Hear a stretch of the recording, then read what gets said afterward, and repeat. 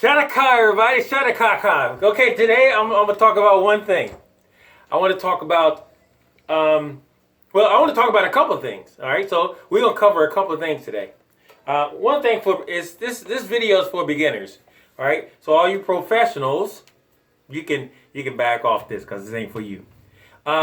Basically, a lot of moms and dads hit me up on Facebook and say, hey, my son is thinking about, even I might be thinking about, start playing bass. And I'm like, okay. And a lot of them will say, well, what do you think about this bass? And what do you think about that bass? And I tried this bass out and I tried that bass out and I like this bass better.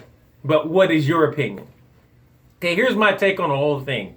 If you just beginning to play, first of all, don't spend a lot of money. Don't do that. Well, you can if you want to, because it's your money. But if you decide you don't want to do anything with it, and you got to get rid of that bass or let it sit over there in the corner, it'd be a waste, man. I mean, you end up giving it to somebody if you got that kind of heart. My take is get something that feels good in your hand. Okay? You get something that feels good in your left hand and feels good around your neck and feels good when you're sitting down. Sitting down. Okay? Because when you're sitting down, that's all that matters because you're just learning. You ain't going to stand up and play the whole time. You ain't got there yet. I'm just saying. So basically, get something that feels good in your hand, whether it be a Fender, whether it be an Ibanez, whether it be a Squire, whether it be, a Kimberly, whether it be a Sears and Roebuck, whether it be a Rogue, no matter what it is, if it feels good in your hands, then you get it. All right. If it ain't heavy and you don't feel like a tree, get it. Because you're learning. You're learning. Okay. That's one thing down. Okay. And the other thing is, I want to do something really quick because I met this young man. He's learning how to play bass and he's actually doing very well. But he had fingering problems. All right. So I was in Sam Ash. And I saw him in Sam Ash, and I was like, "Wow, he really wants to learn." You can tell when people got good hearts, and their heart are in what they're about to do. That's when your spirit just takes over and go like, "Man, I gotta help him! I gotta help him!" Shadaka. So that's what I did. So I wanted to him, and I explained to him, and then I sat down with him, picked up a bass, let him pick up a bass. And then I showed him some exercise. And I'm about to show you some of them exercises too. All right. So basically, I'm going to pull up close so you can see my fingers. All right. I'm using my hobo bass. This is my hobo bass. Isn't it pretty? You're so pretty, girl. I tell her that every day. It's my personal bass, so I tell her that. And she understands when I holler at her. I don't mean to holler at you, girl, in front of peoples. But I love you, girl. All right. So here we go. All right. Check it out. All right, so the first thing I want to do, and I told him, it's ear training, what I'm about to show you. But it's elementary. Elementary. Write that on your way home. Write that down. Elementary. Okay? Because you're going to start off and you'll be like, man, you can't show me anything other than that. This is what I'm going to show you. This is how you get started. So what I'm going to do is we're going to start here. We're going to start with that one finger. That finger right there. And we're going to take that one finger, and I'm using a 5-string bass, okay? Some of you guys, if you're going to start playing, stop with the hype. Stop believing the hype that you need a 5-string to learn. That's hype, all right? That's hype coming from somebody who already know how to play, okay? And you about to get your feelings hurt. I'm just saying. Because there's some people like they got that kind of gift that they can jump on anything and learn it within seconds, all right? I'm just saying. I did. But anyway, so we're going to take this one finger and we're going to start right on, because I'm using a 5-string, we're going to start right on that low B string on the first fret. All right, and we're going to do this. Look. You see that? One more time. All right, and then we're going to use the second finger. I did it this way so you guys won't be mad at me. I'm just saying. All right, so you take the second finger. Oh, you take the second finger, you go like this. And then you take the third finger, and you go like this. Then you take the fourth finger, and then you go like this. So if you notice, I used every fret from 1 to 4. All right? And I went down like this. Wherever that finger is positioned, that's what I use. Third finger, third fret. Fourth finger, fourth fret. That's the laziest scoundrel right there, boy. He just don't want to do nothing until you break him and train him. That's what I do. Oh, and that's what I did. All right, so that's one exercise. The other exercise, you take the same finger and you go all the way up the neck, like this.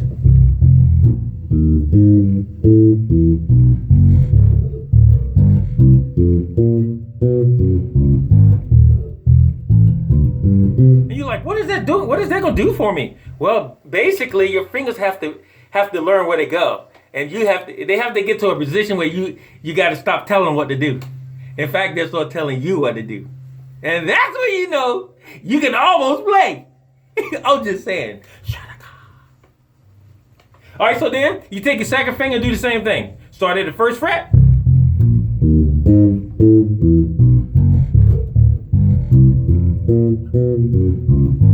All right, same thing for the third finger.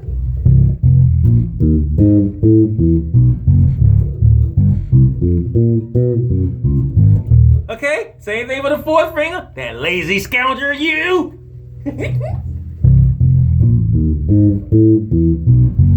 And what that's gonna do? It's gonna give you ear training, all right, and it's gonna give you positioning of a hand training. Because now we're gonna do something else. We're gonna do this. We're gonna take all 4 fingers and we're gonna go like this. Every fret, we're gonna put our finger.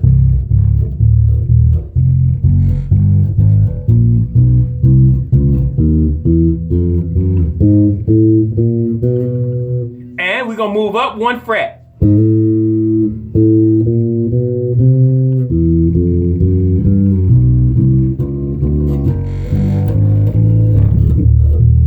Now, there's a catch in this.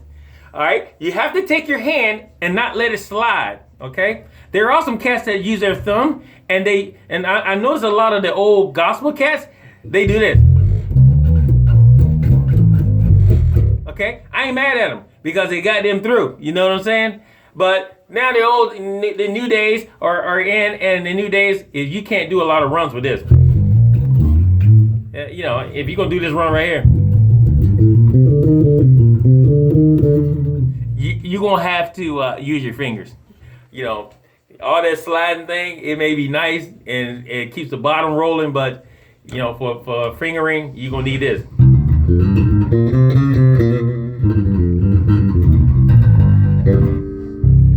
Okay, so the next exercise I'm gonna give y'all, I call it, you can call it what you want. I call it the spider thing.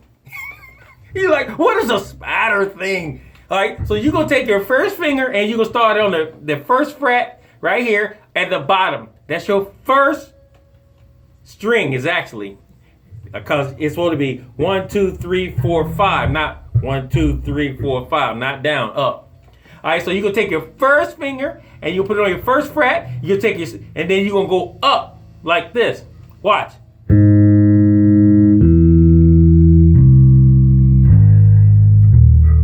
Okay, so you're going A flat, then E, the second finger is on E, and then the third finger is on C, and then the fourth finger is going to be on A flat. If you're a 4-string, and a 5-string, of course that'll be an E. All right, so you're right back to the E again. So okay, so that's another exercise. I'm trying to give you all this stuff really quick because I know this video can get long. All right, so I'm trying to help the new guys out. Old guys, I don't need to help you guys out. You guys already know the stuff. All right, so now we're gonna learn something else because I want to give you what I know because you know a lot of us may not be here tomorrow to give you anything, but today I can give you what I know. All right, so basically, Something else I want to talk about. Let's turn the camera around a little bit. There's other things I want to talk about, like what kind of amp you should get. All right, if you're just starting off, guys, get your amp that that gives you a little bass. I would say anything between 25 watts on up. Okay, that's gonna give you the beginning of bass. That's what that's gonna do. Gonna give you the beginning of a bass. How a bass should sound. 25 watts and up. Anything you get over like 75 to 100 watts, you're just really loud. First thing you want to do is train the ears to hear the note clearly. All right, 25 watts is loud enough for your wife or for your mom and dad to let you play in the house like you want to. All right, if you're in the garage, that's a whole new different thing. All right, so what kind of amp should I get? Okay, well, let's see. I think you should get an amp that is not heavy, a little 25 watt amp that doesn't have a lot of buttons on it, because you have no idea or inkling what to do with all those buttons. So you probably need something that says bass, treble, and mids for the beginning. That's just my take. I'm saying, and then after that, it's like you can move up. Now, and the other thing is, what kind of strings should I use? Well, at the beginning, the cheapest pair you can get. All right, that's my take. There's no need to start spending a lot of money on your bass, and you just start and learn how to play. That's just my take on that part. All right, and then a lot of people say, should I get an active bass or should I get a passive bass? You're learning how to play. The first thing you need to do is get some passive, right? So your ear can get accustomed to a note, a real bottom note. Not saying that an active bass won't give you that, but get yourself a passive bass and a small amp. All right, I'm trying to go through all the questions that be hitting me. All right, so another thing is, does color make a difference? When I first heard that, I was like, man, I heard cats like, I can't, and this is a professional cat. Oh, I can't play no green or yellow bass on stage, man. They won't let me bring that in there. What? You paid for that bass, and you're telling me you can't bring it on a gig? I can see if it's all like, if you're at church and you got skulls and the deaf man on there with a icicle thing and, and then you got a witch or something. I mean, I can understand that. But colors? Come on, guys. Listen, beginners, you can get any color you want if it makes you feel good inside. If you like a yellow bass and you think that yellow bass is going to make you look grand, then get that yellow bass. If you think that yellow bass is going to help you start playing better, get that yellow bass. And if you think that pink bass is going to make you start playing better, get that pink bass. All right? You get what feels good to you. It's your money. So you can basically you can get what you want. But I'm just saying, shadaka. All right, so what else I need? Should I get a guitar stand? Yes, you should. Unless you want your guitar to be laying on the floor. Not a good idea. All right? Then you got to throw it out of tune because you lay it down, it's going to be out of tune. You pick it back up. You're not really, conscious of that tuning thing yet. So get a guitar stand. $5, $7, $8, $9. Next thing. Should I get a tuner? Yes, you should. Everybody should have a tuner. Me, myself, I be leaving them at home and stuff. I be so angry because sometimes I think I packed everything and I leave my tuner. That's why I buy a lot of tuners and keep them in my trucks, in my cars. I keep, in my glove compartments. Put one in every one of my bags. In my bass head bag. I put them in there. I hide them. I hide them in different places that I play it a lot. I mean, y'all laugh, but that's some good stuff, man. That's some good stuff because you buy a tuner for like $5. In fact, y'all, Guitar Center is selling tuners, the little ones that clip on like this, for $5. Better go in there before they all gone. I had to throw that in there. What else I need to tell y'all?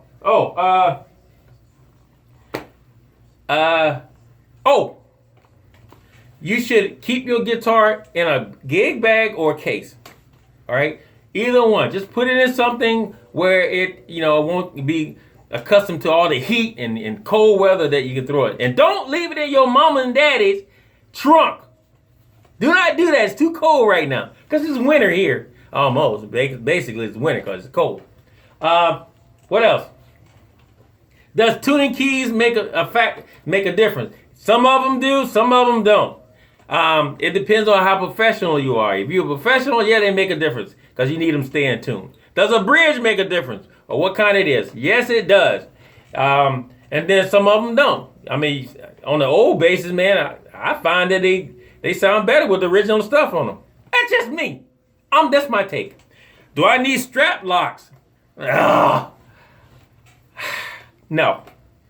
That's just $18 down the drain because you ain't going to be standing up on no gig and your bass going to fall off. I mean, if you're professional, yeah, I understand because you want to lock that thing in because you might be moving around and grooving. Moving and grooving. What else?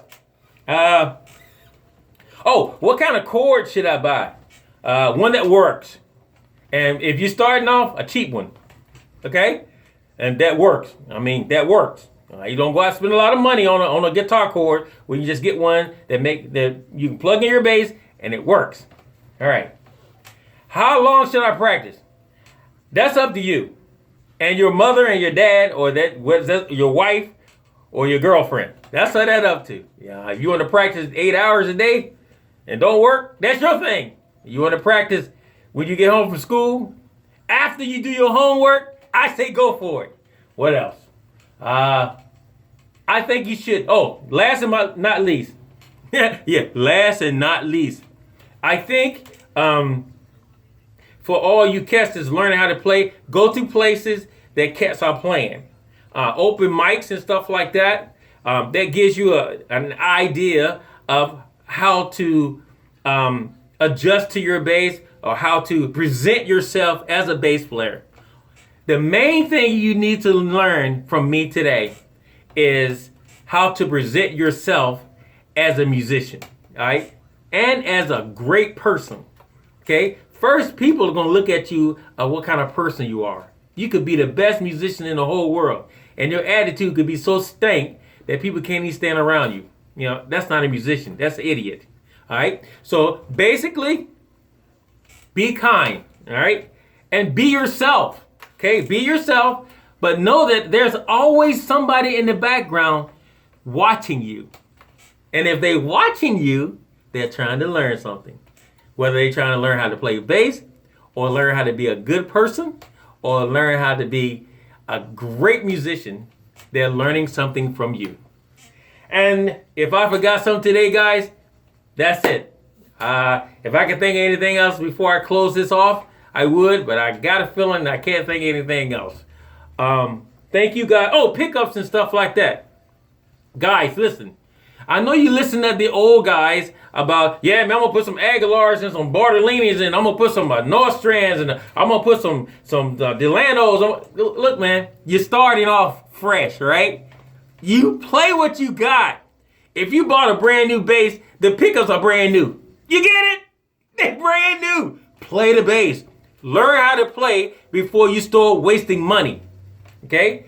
You buying brand new pickups and a preamp is not going to make you sound any better. In fact, garbage in, garbage out. Remember that. Johnny Lee Long. Peace out. Shadaka.